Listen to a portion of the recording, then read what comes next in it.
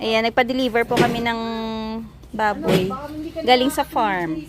Yan, palitan mo na lang. Mura niyan sa ano, Uy, ang ganda oh. giant pala yan. Laki nga. Hala. Ayan na po yung dinosaur na nabili namin. 1/4 lang to? Napapili nga. Wala, laki. Diyos ko, paano natin pagkasya to sa freezer? Ay, napakawala. Ay, ligpitin mo na daw kasi. Malaki daw. Okay lang. Makain naman kami dito. Diyan sa gilid, Jason, sa gilid. Pagpasok mo sa kanan, meron dyan. Oo, may dugo ba dyan? Yung malapot dyan, isa. Yung tamang asim. Kuya, oh, concentrate mo. Alam mo, sasagot mo dyan. Akin mo na 50. Yung ano pala, yung mga dugo at ano. Oo nga. Yung intestine sa inyo na lang. Yung small intestine. Yung inner. Yun, ano yan? Here. Siyempre, kukuha ng bahay, boy. Ha? Diba? Oh, tipid pa, okra na lang. Baka mas payat na kayo sa akin yan. Nako naman. You like the sound of it? What's that called? Ganda oh. Winch. Ganda lang naman niya. Ganda ng buto-buto, no? Parang maganda to guys sa last time. Oh, hindi siya ganun kataba. Summer na kasi. Summer Ay nga pala. Diet na pala Ano sila. yan? Bad, ano, summer bad na yan. Uy, ang ganda ng pang gayat. Yan yung gayat sa atin. Magkano nga yung isang buong baboy? 70. 270. Baka yan. Hindi siya mukhang baboy eh. Sobrang haba. Akala ko nga, sabi ko, yung pala 1 foot na yung dalawa. Yun, boy. Kado ka kasing judgmental. Ayan no. Dami. Janice, may ano nga dyan? Ano sa inyo yun? Small intestine.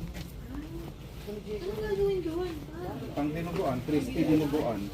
Ang ganda ng ribs oh.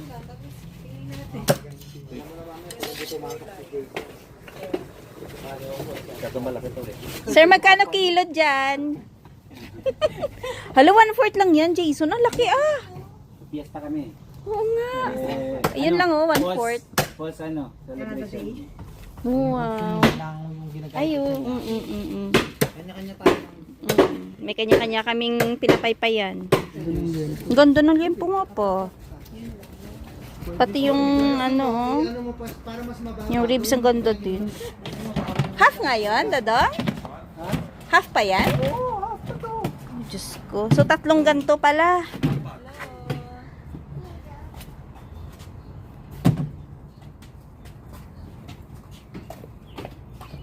Gravy. May piyastahan po ngayon dito sa backyard.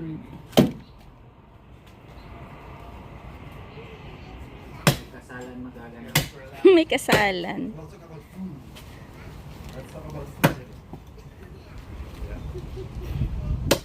Up. Gusto mo? Maganda yung panggayat mo pa, no? Talas. Up.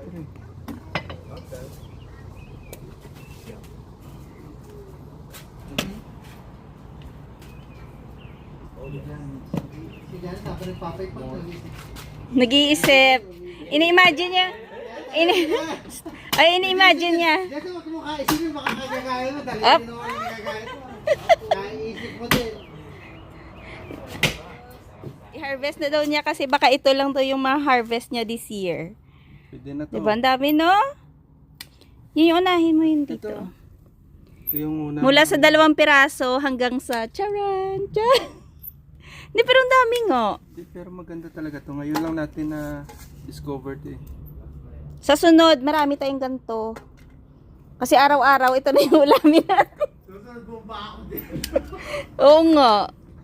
Maganda nga pala. Sunod may mga ano na to, trellis na to. Pero in fairness, madali siyang patubuin na. Tsaka bumunga. Ano tawag dito, Dadong? Anong tawag dito? Gulay ah.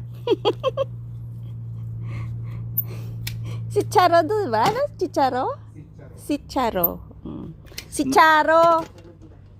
Snow peas para madali. Snow peas daw. Oh, shala. English. Ano ito? Kasi may magluluto po ng pansit, ano? habhab. Alam nyo na. Kasi yun yung specialty sa kanila.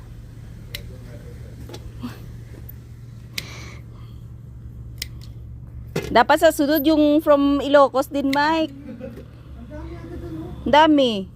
Pang isang pansit na siya. Pwede ba to sa pakbet? Hindi, di ba? Sa ano? Pansit. Iba. Parang iba nga. Sa ano, chapsuy. Chapsuy, pwede. Oh, chapsuy pwede yan. Lan? Ayan, ay, sorry pa. Ayan, no, kunin mo na. Iwan mo pa. Para may ibang batch naman. Pwede na din. Ayan, ayun pa yung dulo. Ayun, sa dulo pa kaliwa. $5 na yun sa Harvard. At oo. Malit yan. Malit na yan. Yan mo na muna yan. Tumatawad pa yung maliliit iwan. Bakit mo daw, di naman daw yung nagtanim. Kumaagan mo eh. Inaagad. Sinisimot lahat. Eh kasi baka mamaya ano na naman eh. Hindi, wala na. Oh, pwede na 5 na to, 'di ba?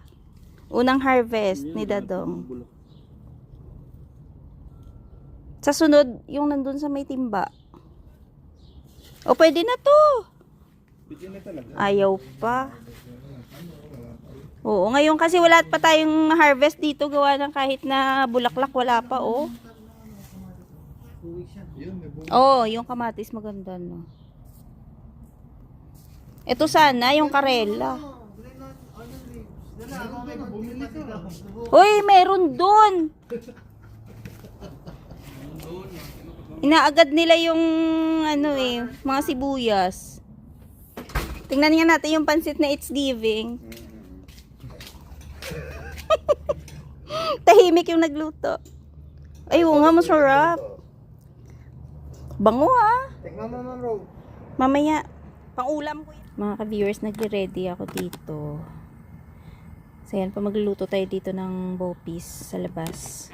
Ito yung laman loob ng baboy na binili po namin sa farm.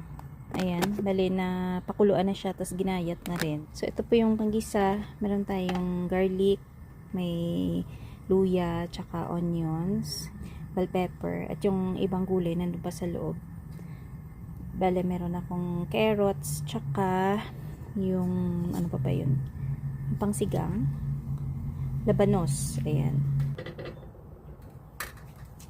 Hinaan lang natin para hindi masunog yung ating sibuyas.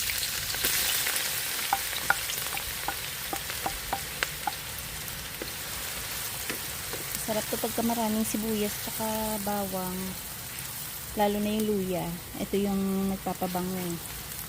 Tsaka nagpapaalis ng lansa.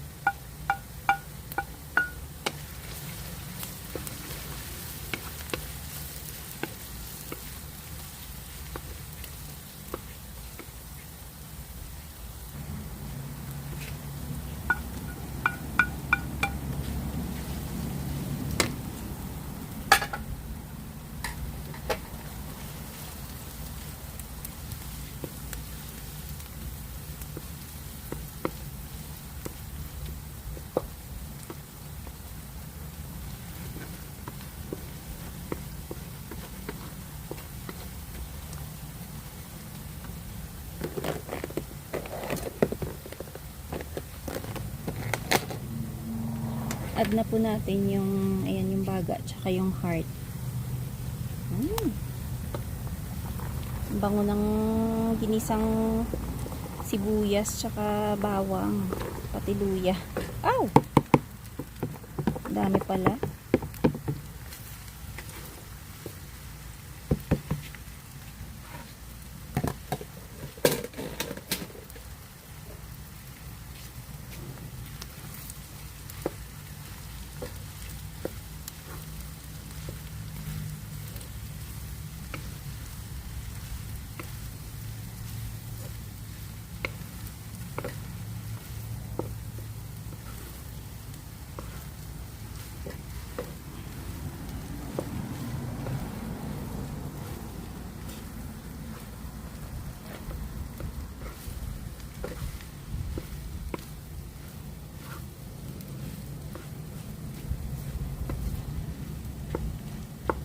hayaan muna natin na ma-absorb niya yung lasa ng ating ginisang sibuyas, luya, tsaka yung bawang. Bago natin ilagay yung mga ibang gulay para maalis talaga yung lansa niya.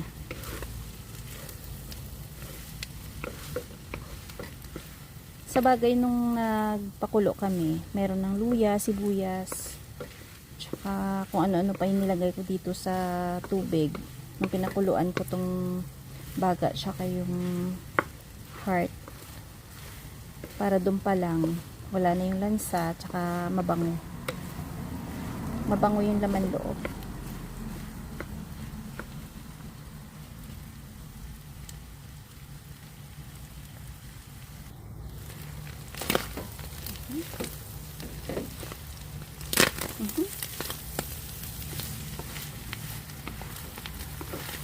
Ayan, ang bango.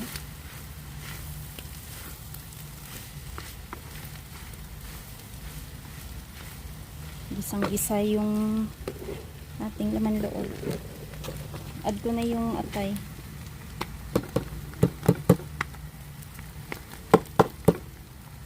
Bali yung atay na pakuluan ko na rin to eh.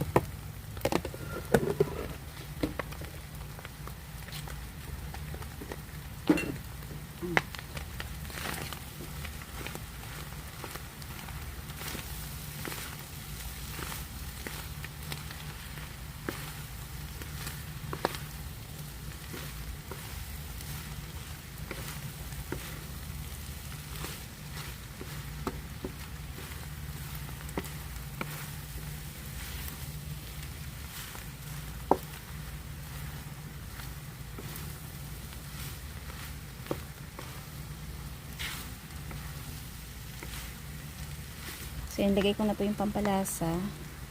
4 cube. Lagyan ko rin ng konting toyo. Pampakulay lang to.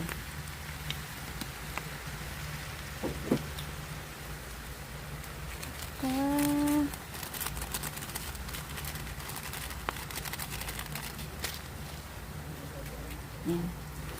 Bago ko siya lagyan ng suka.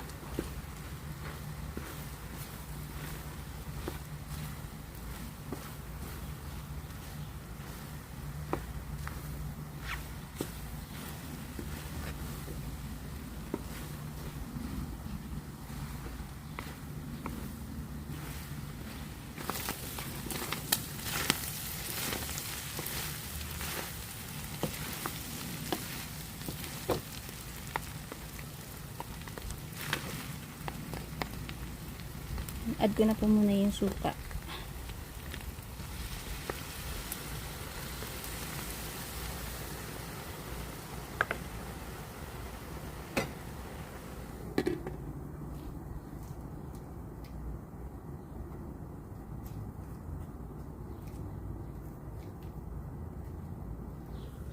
Yan, pwede na yan.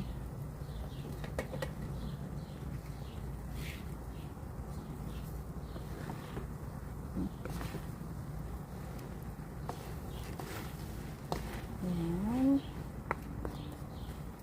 And then, lagyan natin yung atsuete. Para magkaroon na siya ng kulay.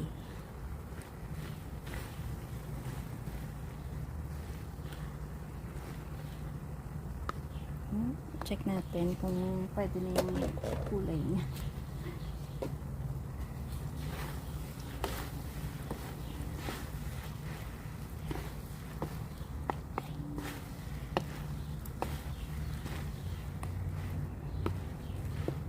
Kulang pa.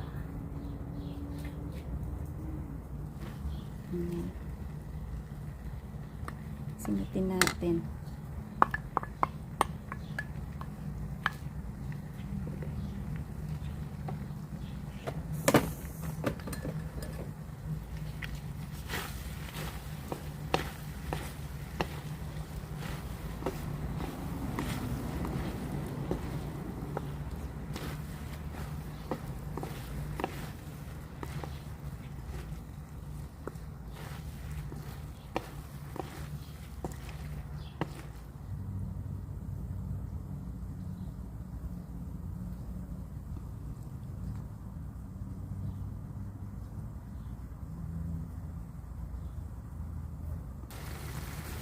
Add muna ako ng asin.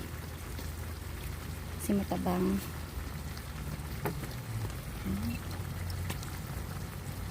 Patis.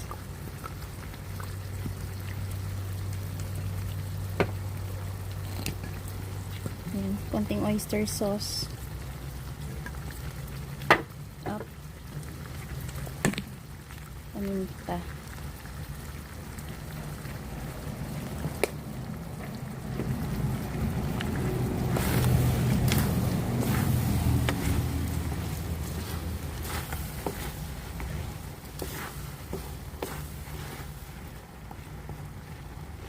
So, pwede ko na i-add yung mga gulay.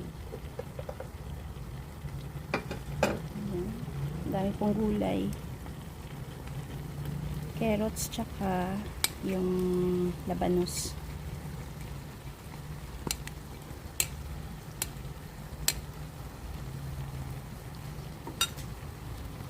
Siyempre, meron tayong bell pepper.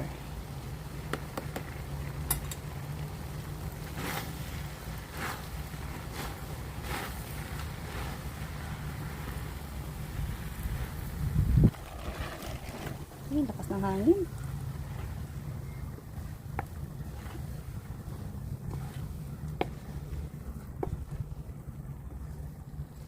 Lalong naging mabango yung bopis gawa ng nailagay na yung labanos tsaka yung bell pepper.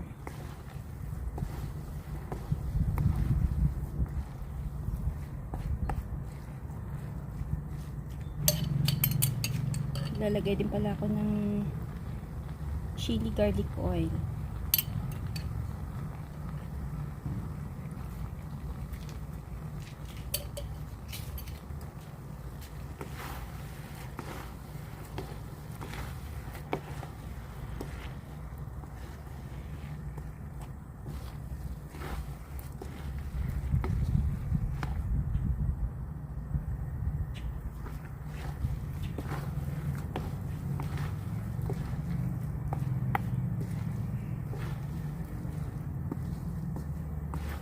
So, patutuyuin na lang natin siya para ayan, mas masarap pagka yung naiga.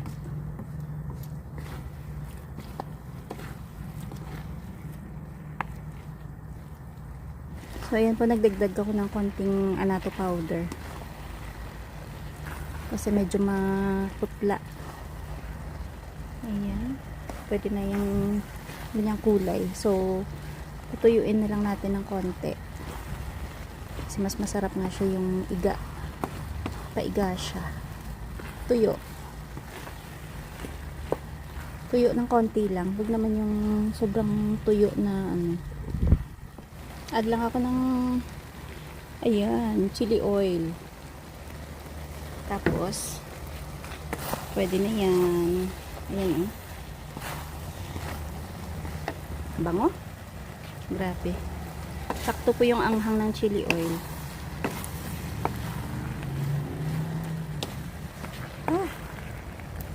Sarap nito sa bahaw. O kaya bagong saing. Naku po.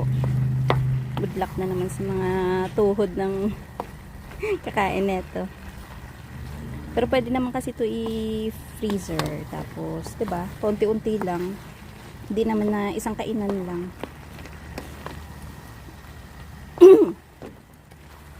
Ayan. So, mga ka-viewers, luto na yung ating bopis. Masarap siya kasi nga fresh yung laman loob. Galing to sa ano, sa baboy na binili namin sa farm. Ayan. Oh. Ayan, off na natin mga ka-viewers. That's it na. Ayan, nagmamantika. Ayan. Sarap. Yung bopis natin.